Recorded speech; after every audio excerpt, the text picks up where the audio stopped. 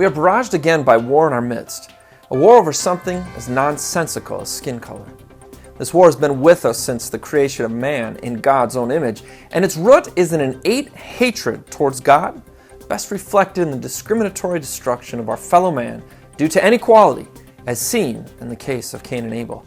This hatred is a sickness we bring upon ourselves when we agree with the enemy of God that men are not created equal or endowed by their Creator with unalienable rights of life, liberty, or the pursuit of happiness. The gospel of peace teaches people of every color and nationality that hate is synonymous with murder. Clearly, a stop must be put to incidences of hate of all parties concerned, like those in Dallas. But how? America has always struggled and intermeddled with the concept of equality and liberty to all mankind. There are phrases found in our Declaration of Independence like, "We hold these truths to be self-evident, that all men are created equal or endowed by their Creator with certain unalienable rights." Massive amounts of resources, tears, and blood have been consumed on this holy and sacred struggle.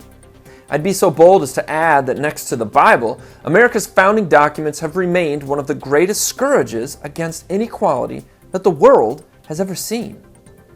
While I realize this issue of inequality, slavery, and the Founding Fathers, and particularly the 3/5 clause in the Constitution, has been a huge stumbling block to blacks and college students, I believe we can find solutions for skin-based hatred when we find the true meaning in this clause and the original intent of our founding documents.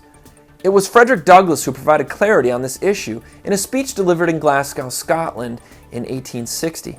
Douglass explained the true meaning of the 3/5 compromise. It is a downright disability laid upon the slaveholding states, one which deprives those states of 2/5 of their natural basis of representation.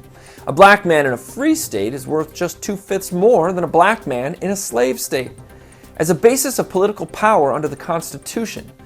Therefore, instead of encouraging slavery, the Constitution encourages freedom by giving an increase of 2/5 of political power to free over slave states.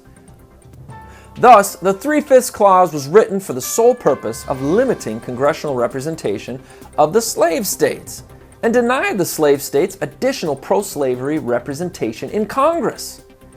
Frederick Douglass also stated, "Now, take the Constitution according to its plain reading, and I defy the presentation of a single pro-slavery clause in it. On the other hand, it will be found to contain principles and purposes entirely hostile to the existence of slavery." I believe adhering to our founding documents and the Christian God who created all men equal will continue to provide solutions for the evil sickness of inequality and skin-based hatred that continues to plague the human race. This is Jake MacAulay with the Institute on the Constitution, bringing you the American view and our prayers for those fallen in this struggle for human equality all over the world, especially now in the United States of America.